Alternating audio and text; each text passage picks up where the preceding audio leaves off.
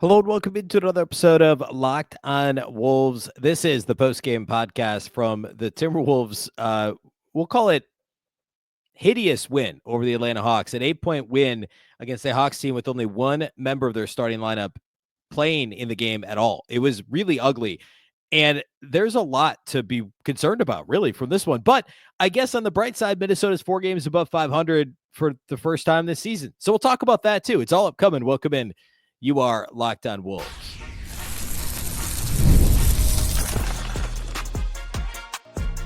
You are Locked on Timberwolves, your daily Minnesota Timberwolves podcast. Part of the Locked on Podcast Network, your team every day. Hello and welcome to the Locked on Wolves podcast, part of the Locked on Podcast Network, your team every day. My name is Ben Beecken. I'm the host of Locked on Wolves. Today's episode is brought to us by FanDuel. Super Bowl 59 is here. There's no better way to make every play more exciting than with FanDuel Sportsbook. New customers can bet just $5, and if you win, you'll score $200 in bonus bets. Download the app or head to FanDuel.com to get started. Happy Tuesday, everybody. It is a Victory Tuesday, and your Minnesota Timberwolves are 4 games above 500 for, believe it or not, the first time this year. And I believe there was a stat on Bally Sports North, FanDuel Sports Network today on Monday night that the Wolves spent 74 games, 4 games above 500 or more last year. And this year, none until now. They're now 4 games above 500. But I have some bad news. That might be the last positive thing I say in the show today. Not normally how I'd want to start a show. Please stick around for it. It's going to be fun. But this is generally a pretty positive, we'll call it optimistic, realistic podcast. We're going to hit the realism hard on today's show. This was a pretty miserable performance. Not pretty. It was a miserable performance. No pretty from the Timberwolves in this win over the Hawks. We'll break it all down. I'll tell you what was most concerning in this one. We'll talk about good moments. There were some, but they were few and far between. So a lot to get to today, because there's a lot to talk about. So a big thank you off the top for making Locked on Wolves your first listen every day. Of course, Locked on Wolves is free and available everywhere. That includes YouTube, as well as all of your favorite audio platforms. Wherever you like to listen to podcasts, you can find Locked on Wolves. You can also watch on the Locked on Sports Minnesota app on both Roku and Amazon Fire TV. And also a reminder to subscribe to the Locked on Wolves daily newsletter at lockedondaily.com. It's one stop for everything Wolves, some NBA, more NBA at large content, some non-Locked on Wolves links, the whole thing. It's all there at Locked on Wolves, the newsletter. Just subscribe at lockedondaily.com. All right, let's talk about this thing. This was something. So Atlanta didn't have anybody play. Like, Onyeka Okongwu is the only starter playing for them. The only other guys with names that people recognize are Clint Capella, DeAndre Hunter off the bench. Garrison Matthews has been around. Like, there were not a whole lot of guys playing in this game that are like legit starting caliber, NBA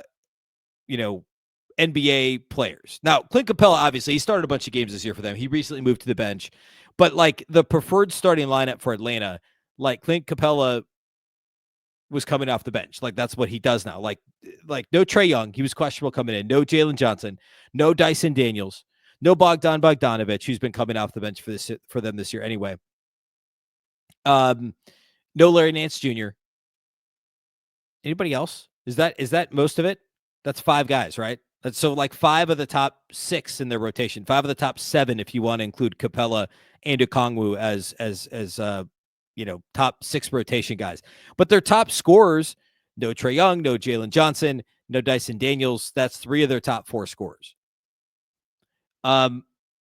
Minnesota, I believe the FanDuel line was 10.5 when I recorded on Sunday. I think the line was like 5.5 before we knew that Trae Young wasn't playing. It was 10.5 the last I saw before this game started. Minnesota did not cover that, and really it never felt like they were going to. Even at halftime, Minnesota was up 16 at halftime, and it, like, as gross as it felt then, it got significantly worse. Significantly worse. So early in the game, Minnesota didn't come out well at all. They didn't come out well, but yet they still built a double-digit lead early. In fact, they never trailed. This was actually a wire-to-wire win for Minnesota.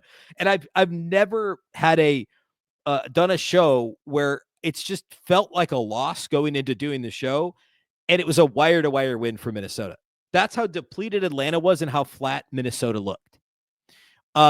Early in the game, Minnesota played poorly, but they built a quick 10-plus point lead. They were up by 8 at the end of the first quarter. It was almost entirely because Atlanta looked like they didn't want to be there. Not only were they missing shots, but Minnesota had a ton of early offensive rebounds because Atlanta was just like putting forth no effort trying to get to the basketball.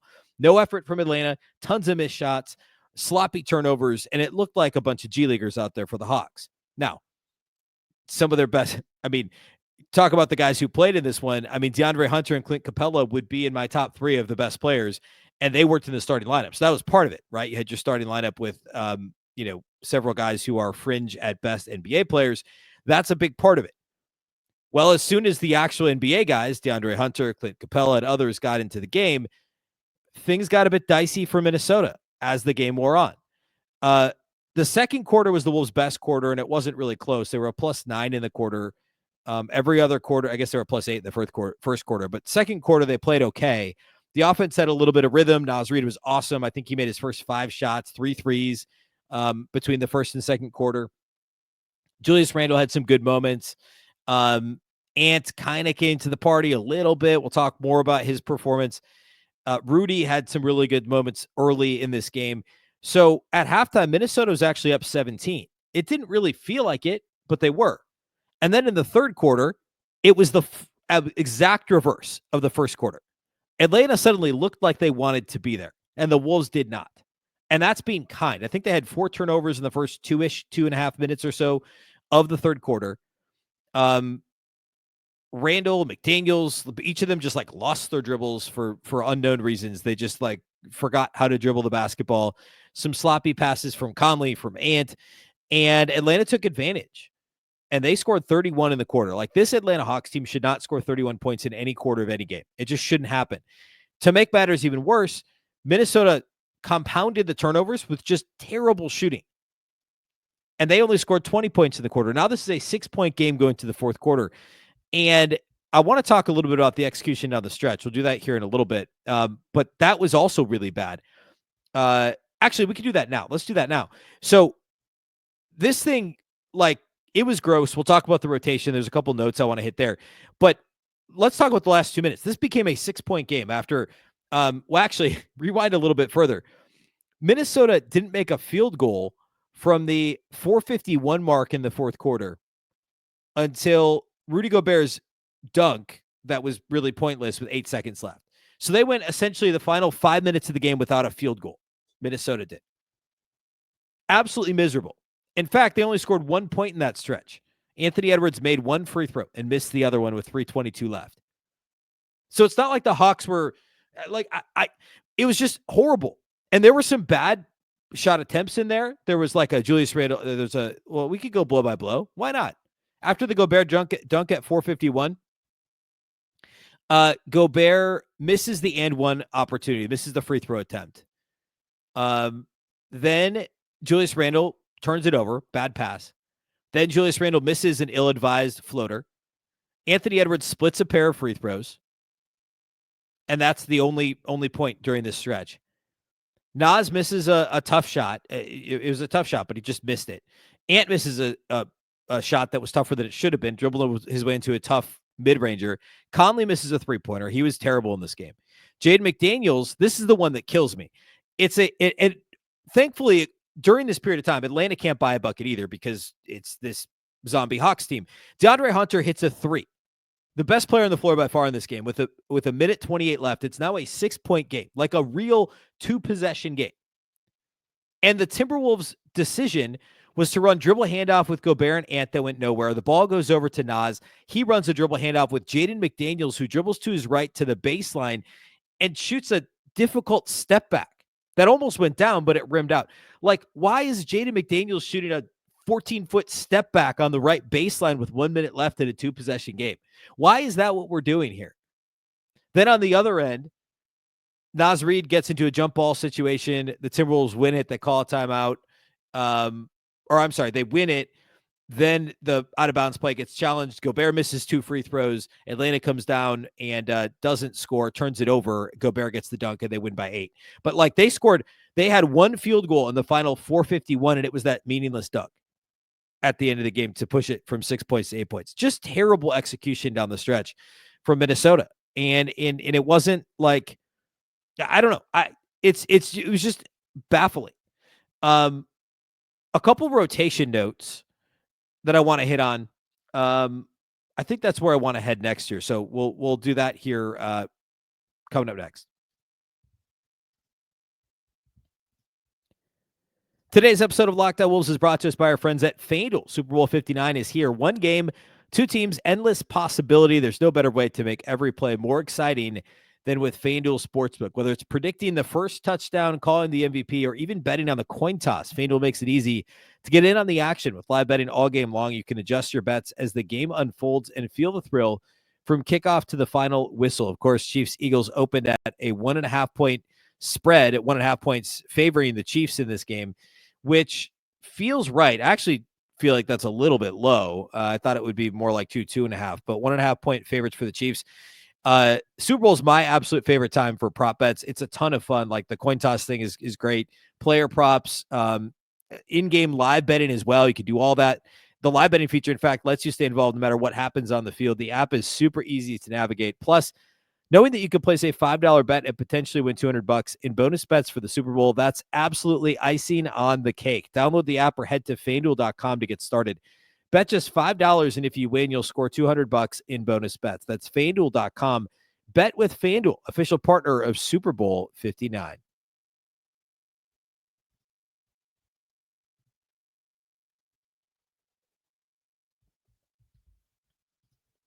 All right.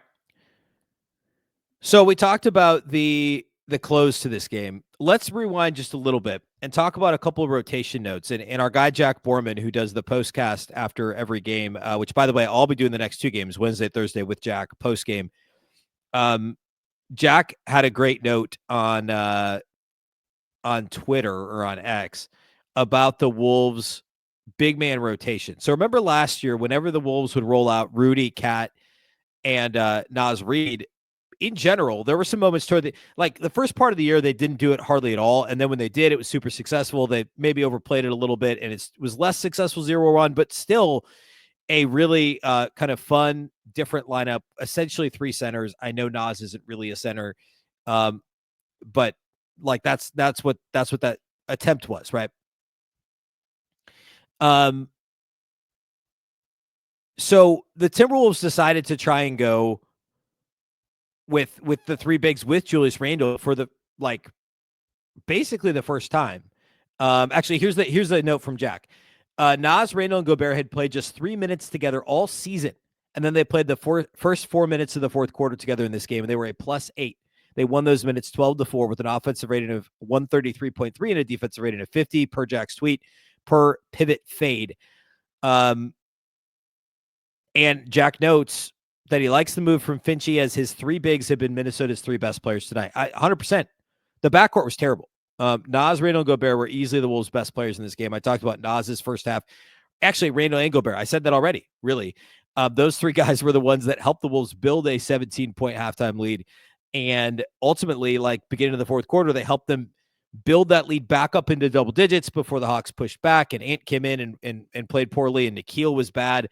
I should note also, when I started this podcast, I thought it was going to be a more serious injury. It looked like a non-contact type leg injury, not an ankle and not a knee. So, I didn't want to speculate too much, but they're saying he generally okay. The Wolves are saying he has a left lower leg contusion, and apparently he's joking around in the locker room per reporters in the locker room. So hopefully that's okay, or hopefully he's okay. But Nikhil did not play well. Neither did Mike Conley. Was awful. Nikhil was bad.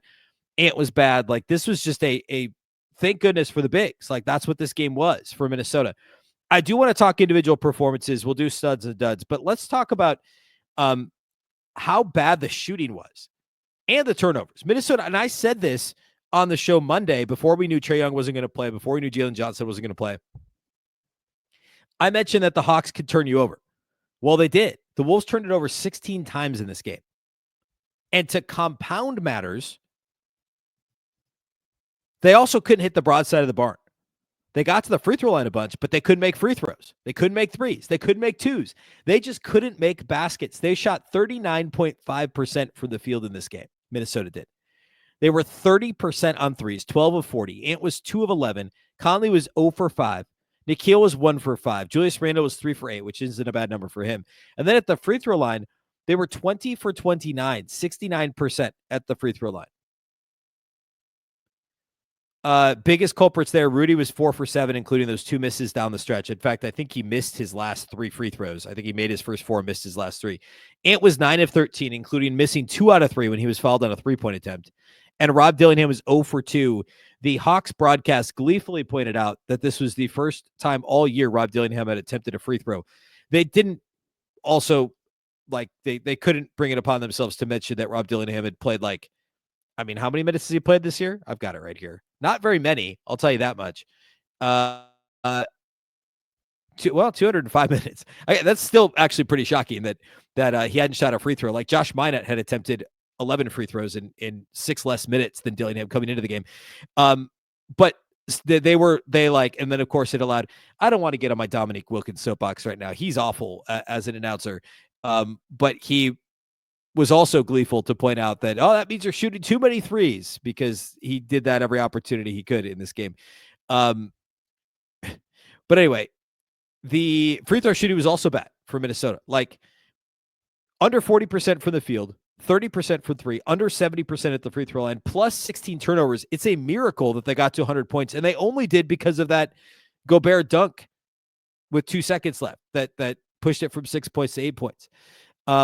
Minnesota lost fast break points 19-6. Atlanta had 21 points off of, I said 16, actually 18 Minnesota turnovers.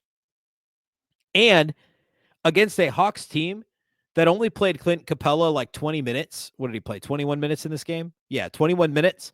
And Okongwu 27 minutes. And really no other real bigs. Minnesota only had 38 points in the paint. They had 70 the other night against the Nuggets. They had 38 points in the paint in this game. Guess how many Atlanta had? They also had 38 points in the paint. Anthony Edwards gave up a straight line drive for a layup. I think it was the end of the third quarter, just free run layup. Julius Randle didn't bother to step in and even try and help at all in the paint. The defense, the perimeter defense, was miserable for Minnesota. It was really lazy. There was a lot of reaching. There was very little actual moving of the feet. And this is across the board. This is Ant. It's Jaden. It's Nikhil Alexander-Walker, which we are not used to seeing. Even Mike Conley. It was weird. It was the only time they've had consecutive home games in over a month, which is also nuts. I've said that a lot on this show, but I don't think I can say it enough. The Wolves hadn't played 2 straight home games since before Christmas. And they finally had the chance to, and they had, an extra half day off, if you will, because they hadn't played since afternoon on Saturday. And yet they were flat in this game. Just really confusing stuff that they were this flat and really struggled in every facet of this game. If Atlanta had one more NBA caliber rotation guy playing, and Bogdanovich, by the way, was active, but not listed with an injury, or sorry, he was inactive, but not listed with an injury, was in street clothes on the bench.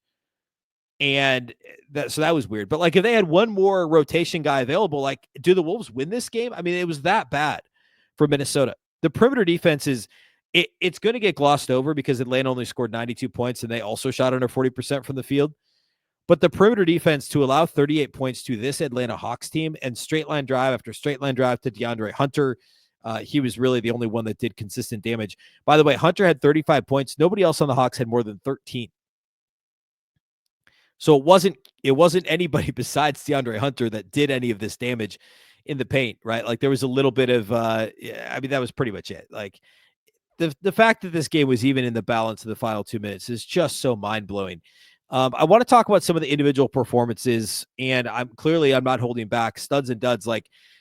There's a lot of dud worthy talk here in this game for Minnesota, and also we should talk the stud portion. We could talk about the positives too, about this team being 4 games over 500 and having a real opportunity in the Western Conference despite all of these issues. But man, some pretty poor performances individually in this one for Minnesota too. So we'll talk about all that here next.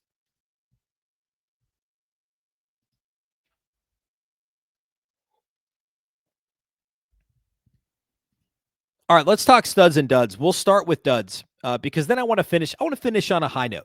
We started with the note that the Wolves are 4 above 500 for the first time this year. Spent most of the time you doing it's the compliment sandwich thing, right? Complaining about this performance. And then we'll close with some positives here. That's what we'll do. That's what I bring you here. I'll bring you the balance. I'll bring you both of it. And to be clear, if this is somehow your first time listening to this show, this is not like I call it as I see it. And this is what I saw in this game. This is very rarely a pessimistic show. If you're tuning in to hear only optimism or only pessimism, this is the wrong show because I call it like it is. And this was a win and it matters and it's great. And there's some positives about where the Wolves are in the standings now based on all of the stuff that's happened to this point. And there's maybe some slight positives within this game. We talked about the start for Minnesota, the second quarter especially, but the vast majority of the analysis from this has to be real and honest about how poor it was for Minnesota. Individual player performance-wise, dud-wise, we'll start there. Anthony Edwards. He had 23, fine.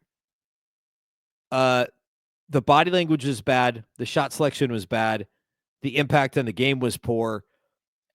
He hit there was a pretty good microcosm of the game midway through the fourth quarter, I think it was, where Ant hits a three to kind of stem the tide. I think the game had just gotten down to maybe 5 points or 4 points, and he pushed it back to like 7 or 8. Hits a three, comes back, and he's feeling himself a little bit. Tries to swipe down and get a steal, I think, on DeAndre Hunter, and clearly fouls him, and then gets upset that it's a foul. Plus, they're in the penalty, so Atlanta gets a pair of free throws out of it. Like, just a really dumb, unforced error. And then he comes down and takes a really tough shot the very next possession. I think another step back three on the left wing, like on a night where he's not making threes anyway, he commits the silly foul to allow the free points for Atlanta, and then he comes down and shoots another ill-advised shot. Like, it was a really bad stretch. This game, the whole thing was just a bad look for Anthony Edwards. 6 of 20 shooting. He was 2 of 11 on threes. He was 4 of 9 on twos, which is terrible. He did get to the line 13 times, which was nice, but again, he only made 9 of those shots. So, which is what, like 9 of 13 is a little less than 70%. He had 4 assists, but he had 3 turnovers. He had 5 rebounds in this game, 2 steals and a block. Just not a good Ant performance. Another dud, Mike Conley. Probably the worst player on the floor in this game, for Minnesota at least. 4 points on 1 of 9 shooting. 0 of 5 on threes. Missed a couple of floaters. I think missed a layup at one point. Did get fouled in the fourth quarter, which was like finally like somebody was doing something positively on offense. That was a good play for Mike. But he didn't play well. He had 4 assists. He did have 4 steals. But, you know, turning this Hawks team over 23 times or whatever they did, like, that's not a great feat. Conley struggled in this game. He really, really did. And then my third dud is going to be Nickeil. I'm glad he's okay. I'm glad he got 9 rebounds. He was second on the team in rebounds, but he had 5 points on 2 of 7 shooting, was 1 of 5 on threes in this game, and had 5 fouls in 22 minutes and perpetually looked like he was perplexed by the officials' calls. And there were a couple bad ones, like the one where Garrison Matthews shoved him into Capella, who was setting a screen, and they called the foul on Nickeil. Like, that was a bad call. But Alexander Walker, this was not his finest hour. He did not play well in this game. Quick thought. This isn't a stud or a dud thought, but before we get to the positives, Josh Minott played 8 minutes in the second quarter, late first, early second quarter, I think it was. Did not play well. He missed 3 shots, and they were all right at the rim. One was like a wide open layup. The other 2 were more difficult putbacks, but he just missed. It was a -4 in 8 minutes during a stretch in the game where the Wolves overall played well. He had 2 rebounds. One of them was an offensive rebound off his own miss, which then he missed again. The positive is that he got run and that Chris Finch stuck with him after those missed bunnies, which I think was good. Not that he did anything to help his confidence, but that was clearly the idea. It was like, hey, we should win this game. Let's keep him out there. Let's see if he can do something, hit a 3 or get a big block or something that leaves him with a better taste in his mouth. Well, he didn't. And then at the moment, I'm sure everyone, Chris Finch included, assumed that Minott and Rob Dillingham would get second half run given the way the game was going, and they didn't. Dillingham did briefly, but this was like he was so scared to lose this game. Gobert played 38 minutes. Ant played 35 minutes. Like, they had to leave guys out there to win. And I agree with how Finch tried to handle it. It just didn't really work out. Dillingham played 11 minutes, was 2 of 5, started really well, hit a couple of tough shots, had a nice steal. But he bricked those free throws in the fourth quarter. And, it was a bit of an up and down 11-minute stint for Rob Dillingham. Studs. Rudy Gobert was good. 18 and 10, 7 of 9 shooting. Yes, he missed those free throws that would have basically sealed the game late.